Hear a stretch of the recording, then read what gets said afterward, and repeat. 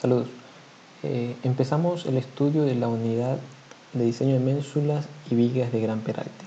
En esta parte revisaremos el análisis y diseño de ménsulas. En un video posterior, el análisis y diseño de una viga de gran altura. Estos elementos, los dos, tanto las ménsulas como las vigas de gran altura, se estudian por lo general juntos debido a que tienen un comportamiento diferente a una viga normal. Al final uno podría pensar que la ménsula, ya me adelanto al apunte, bueno, la ménsula es este elemento que uno podría decir es una viga en voladizo, pero lo que pasa es que la relación entre la luz de cortante, es decir, el lugar donde está apoyada la carga, hasta en relación a su altura es bastante pequeña. Entonces es un volado en el que el comportamiento de este elemento es completamente diferente al de una viga. Y en el caso de las vigas de gran altura, pues se da la situación de que el peralte es demasiado grande en relación a su luz. Recordar que para que un elemento se considere como una viga que trabaja a flexión, la relación entre luz a su altura debe ser mayor que 4. Debe ser mayor que 4. Entonces, en las vigas de gran peralte o las vigas de gran altura, esa relación no se cumple. Y entonces, como no se cumple esas relaciones, no podríamos suponer que se tiene un comportamiento a flexión, tal como hemos estudiado siempre en los capítulos de viga. Entonces, el comportamiento por la distribución de esfuerzos es completamente diferente. Y eso más o menos es lo que dice esta parte de introducción. Se estudia el comportamiento y el diseño de elementos estructurales cuya relación luz libre a peralte o L entre H es menor que en las vigas de hormigón armado que trabajan a flexión y cortante. En estos elementos se tiene una distribución de esfuerzo diferente que las vigas rectangulares, por lo tanto su comportamiento es diferente y no son aplicables los métodos de diseño convencionales. Es decir, este elemento no se podría diseñar de la forma convencional como un voladizo, y una viga de gran altura no se puede diseñar como una viga normal. En el caso de las ménsulas, que es lo que estudiaremos ahora, dice que son elementos en que la relación claro de cortante y el peralte es pequeño. La relación claro de cortante, que básicamente es la distancia de donde está apoyada la carga hasta la cara de la columna, dividida para la altura. Esa relación es pequeña, muchas veces menor que 1. Generalmente las ménsulas se utilizan en construcción para soportar vigas prefabricadas, como la que se muestra acá, y generalmente para soportar elementos de grandes dimensiones o equipo pesado. Es decir, cuando se tenga una ménsula que puede ser soportando una viga de un paso peatonal, por ejemplo, o soportando una losa prefabricada típica de los casos de una viga pretensada o postensada. Entonces esas vigas normalmente son de luces considerables y normalmente van a resistir o deben resistir una carga bastante considerable. Entonces esa viga se apoya a un elemento que conocemos como ménsula, por lo tanto la carga que se transmite de la viga a la ménsula es considerable, debido a que, como les digo, la viga tendría una luz importante y una carga importante, razón por la cual esa viga tendría que ser prefabricada. Podría ser de acero, podría ser de hormigón mismo, podría ser de hormigón pretensado. Por supuesto, esa ménsula está asociada a una columna, ¿no? Y básicamente tiene un apoyo en el que en principio la viga le transfiere solo una carga vertical. Una carga vertical, una carga de corte, y se generan esfuerzos bastante grandes en esta zona. Como la relación entre la distancia desde donde se aplica la carga hasta o en comparación con la altura es bastante pequeña, no se puede decir que arriba se tienen flexiones y abajo compresiones, tal como es el caso de los volados. No llega a ocurrir eso. La distribución de esfuerzos es completamente diferente, que es lo que veremos en estos apuntes. Y referente a su comportamiento, a todas estos apuntes no son más que una especie de resumen del capítulo del libro de González Cuevas, que también está proporcionado en la página. Así que es una especie de resumen del texto que está allá mucho más extendido. Pero revisamos un poco el comportamiento. Entonces, diferentes comportamientos que tendríamos que asociarlos a diferentes formas de contrarrestar esos comportamientos. Es decir, normalmente lo que se hace en los estudios de elementos de concreto armado como esto es someterlo a esfuerzos mediante un ensayo y analizar la forma en la que el elemento falla, de tal forma que uno puede pensar o idear una ecuación para contrarrestar esos esfuerzos.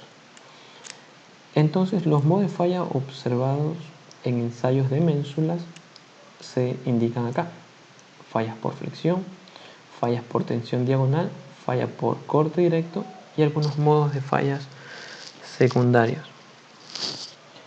En el caso de la falla por flexión, dice que se presenta una falla similar al de vigas largas, que consiste en aplastamiento por compresión del concreto, la cual ocurre antes de que fluya el acero. Revisamos esto con las imágenes que tenemos acá. Estos son unas imágenes obtenidas de estudios de Chris y Ratz del 65, en el que se muestra la falla por flexión. Entonces se aplica la carga. En principio dice que es algo similar a lo que se tendría una viga en voladizo. Abajo se aplasta el concreto que está en compresión, arriba se tienen esfuerzos de tracción. En el caso de acá, en cambio, fluyó el acero de refuerzo y no alcanzó a aplastarse el concreto. Teníamos otra más, dice falla por tensión diagonal. Este tipo de fallas se forma inicialmente una grieta de flexión, a partir de la cual se desarrolla una grieta inclinada. Se presenta este caso. Fíjense cómo se forma una grieta aquí a lo largo del elemento de manera vertical. Acá también se tiene.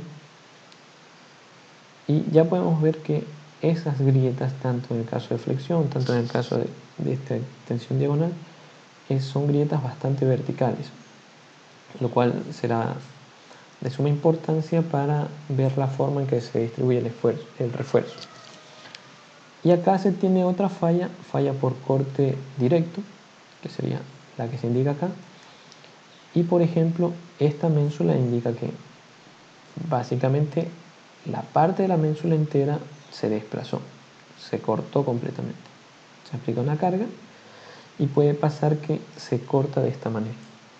Otros modos de falla secundarios son debidos a errores de detallamientos o falta de cuidado en el detalle. Por ejemplo, inadecuado detalle del refuerzo o detalles inadecuados del refuerzo pueden producir una grieta en este sentido. Es decir, cuando no se coloca bien el acero de refuerzo, luego falla debido a poco peralte de la cara extrema, acá, y falla debido al aplastamiento.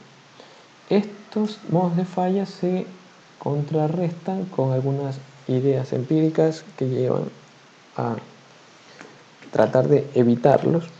Y la teoría va a decirnos que cuando se presenten estos modos de falla secundarios, la resistencia de la ménsula será mucho menor que cuando se tengan estos modos de fallas. Así que habría que evitar estos modos de falla secundarios, quizá obligar a la ménsula a que falle por uno de estos que están acá, y por supuesto las ecuaciones nos permitirán tratar de evitarlos todos. Es decir, si se tienen falla debido a detalles inadecuados del refuerzo, habrá que pensar cómo se detalla adecuadamente el refuerzo. Y vamos a ver más adelante que acá se coloca una barra que se coloca soldada al acero principal. Luego, si se tiene este tipo de falla debido a poco peralte en esta cara, lo que habría que hacer es, aumentar la cara, aumentar el peralte de la cara que está acá. Luego, si se tiene falla debido al aplastamiento del concreto, pues aumentar el área del contacto del concreto. Al ser las ménsulas elementos que resistirán cargas de otros elementos bastante importantes, el concreto que se ocupan en su diseño y construcción no puede ser un concreto de baja calidad, debe ser un concreto de una calidad considerable, ya que los esfuerzos se dan en una zona bastante pequeña y se tienen grandes esfuerzos, ya sea básicamente de corte. Si se miran estas diagonales, son básicamente esfuerzos de corte.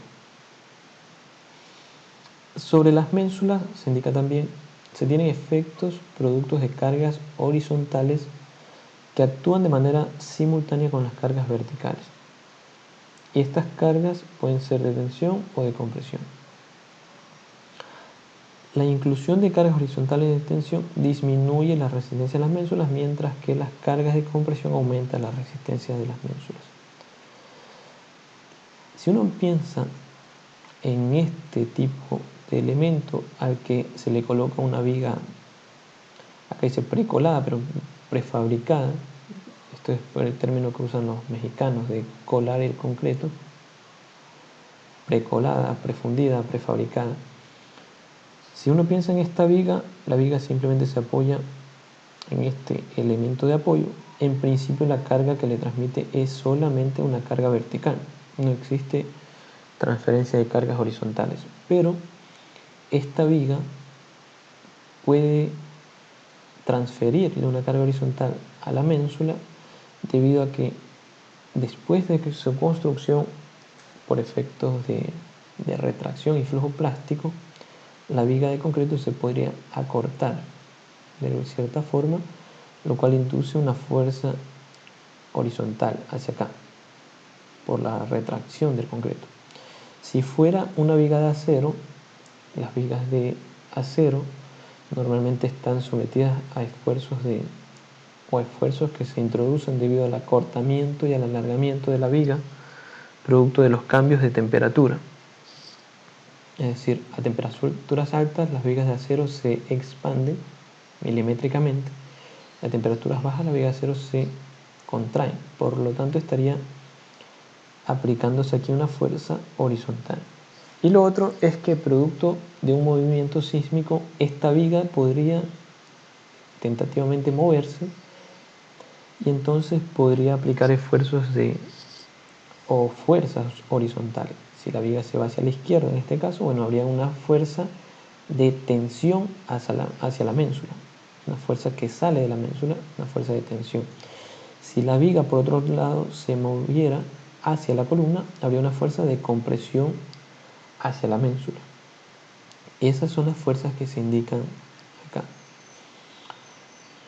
Entonces, se puede tener una fuerza de tensión o de compresión. De las dos fuerzas,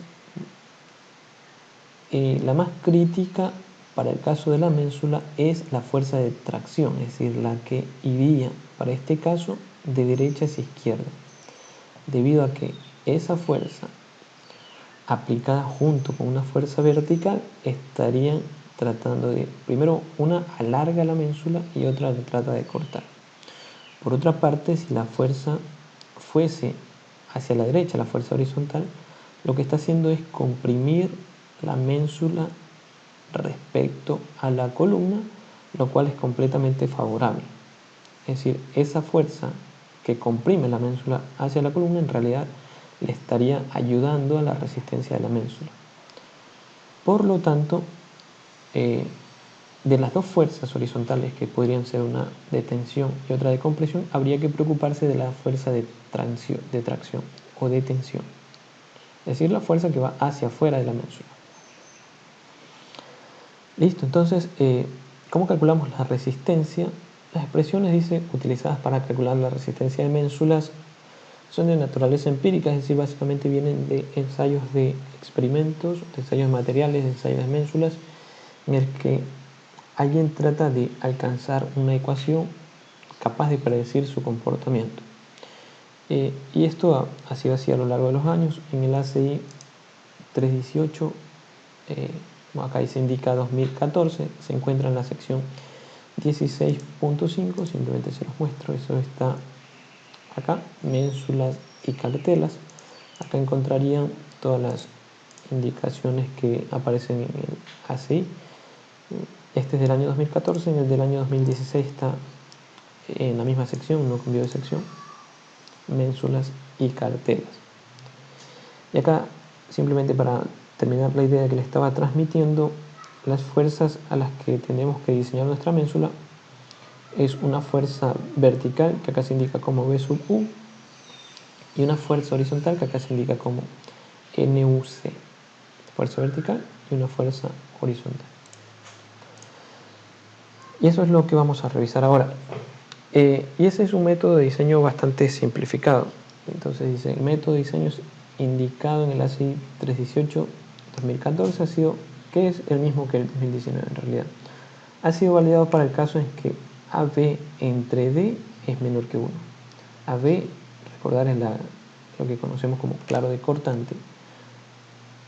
La relación entre el claro de cortante al peralte de nuestra ménsula debe ser menor que 1 para que sea válido este método.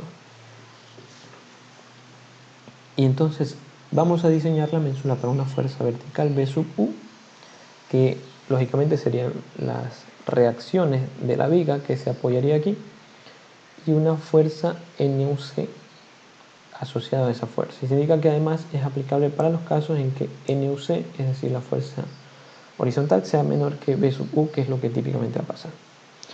Y existen algunas recomendaciones, básicamente, para el diseño de estos elementos. Por ejemplo, la altura efectiva D se indica que debe medirse en la cara del apoyo, acá. Y la altura total en el borde extremo, en este borde que está acá, debe ser al menos 0.5 veces D. Entonces tendríamos ya una indicación de la altura, por ejemplo, que la vamos a medir aquí en el borde de la columna, y en el borde extremo la altura debe ser mayor que 0.5 veces D, y D lo medimos desde la cara inferior de la ménsula hasta el centro del acero.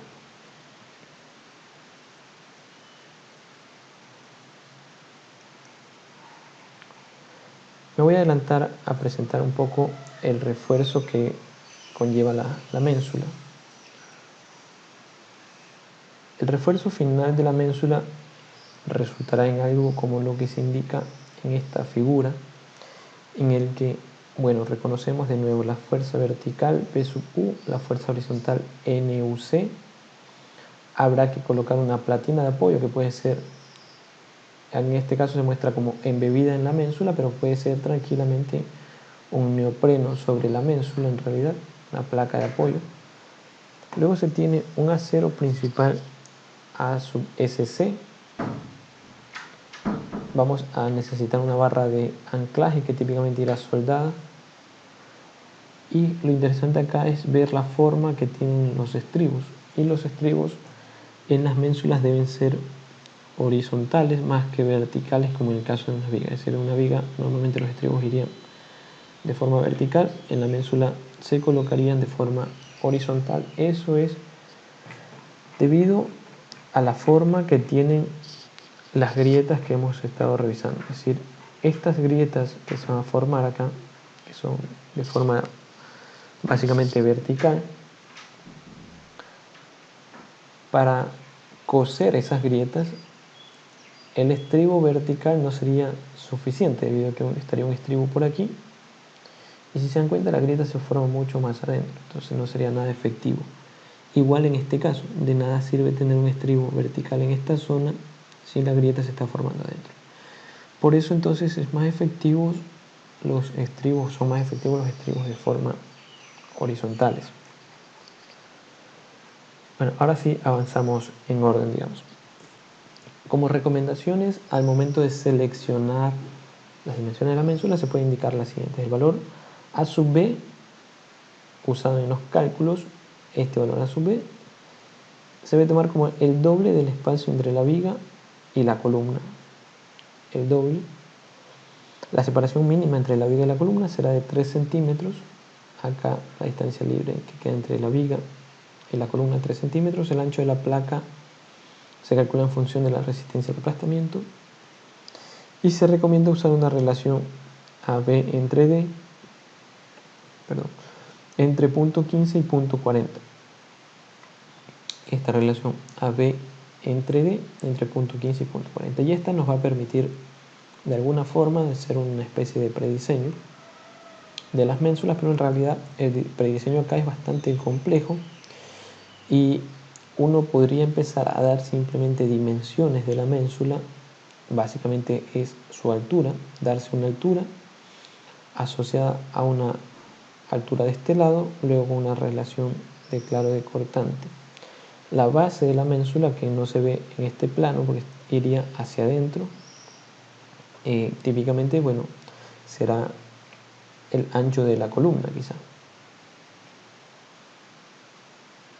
Y luego las dimensiones de la ménsula deben calcularse de manera que el cortante actuante, que sería BU dividido para phi, no exceda el menor valor de los tres que se indican acá. Entonces este sería el cortante resistente de la ménsula, 0.2 por F'C por B por D, 34 más 0.08 por F'C por B por D y 110 veces B por D.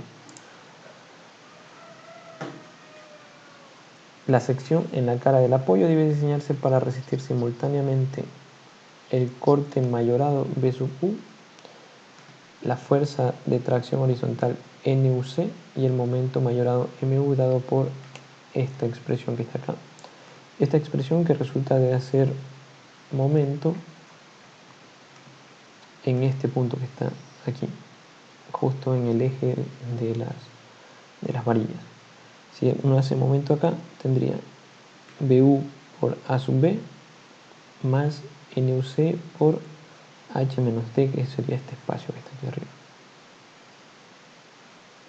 Ese es el momento, y luego se indica que la fuerza de tracción NUC no debe ser menor que 0.20 veces B sub U. Y normalmente, como la viga estará simplemente apoyada, solamente tenemos B sub U, que es la reacción que le transmite la viga a la ménsula, y entonces NUC lo estimamos como 0.20 veces B sub U. Las resistencias de diseño entonces, phi N sub N debe ser mayor que NUC, phi B sub N mayor que B sub U y phi MN mayor que MU. Y acá se indican cómo se calcula entonces la resistencia. Phi M sub N, valor de phi por A sub N por Fy, y calculamos un A0 A sub N dividiendo NUC, que es la fuerza horizontal, dividido para phi por Fy.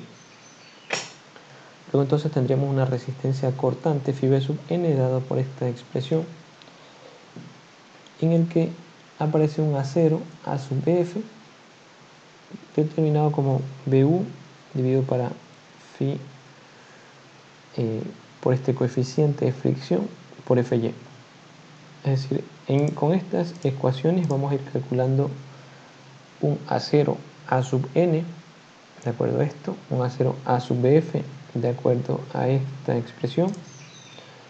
En esta expresión aparece este coeficiente de fricción que se toma de acuerdo a la siguiente tabla. Básicamente la diferencia está en que si el concreto se construye monolíticamente, es decir, si la ménsula se funde monolíticamente con la columna, el coeficiente de fricción sería 1.4, y por otros casos habría que ver en la condición en que se tiene. Normalmente se va a fundir de manera monolítica, así que ese valor será de 1.4. Hasta ahí habríamos calculado un A0 A sub N, un A0 A sub Bf, el A0 A sub N para resistir, básicamente para resistir NUC, el A0 A sub Bf para resistir la fuerza B sub U, y se tiene un A0 A sub F para resistir el momento. Una vez que se han calculado esos tres valores, A sub N, A sub F y A sub F, este acero se distribuye en un área de acero principal A sub SC, que se coloca en la parte superior, y un acero horizontal A sub H, que se distribuye en 2/3 de D. Y el área de refuerzo principal A sub SC se calcula de acuerdo a una de estas tres expresiones, la que sea mayor, y el área de estribos se calcula de acuerdo a la expresión que se indica aquí, 0.5 por ASC menos A sub N. Y por último, el A6 indica además que el refuerzo debe anclarse adecuadamente en su extremo. Esto se logra soldando un ángulo o una barra transversal del mismo diámetro. Es decir, acá se coloca una barra de anclaje que hay que indicarla como una barra soldada. Finalmente, entonces habríamos calculado un A0 A sub SC, un A0 A sub H, y por último se colocan un par de varillas básicamente para amarrar los estribos, que pueden ser un par de varillas de 12 milímetros. Hasta aquí este video, saludos.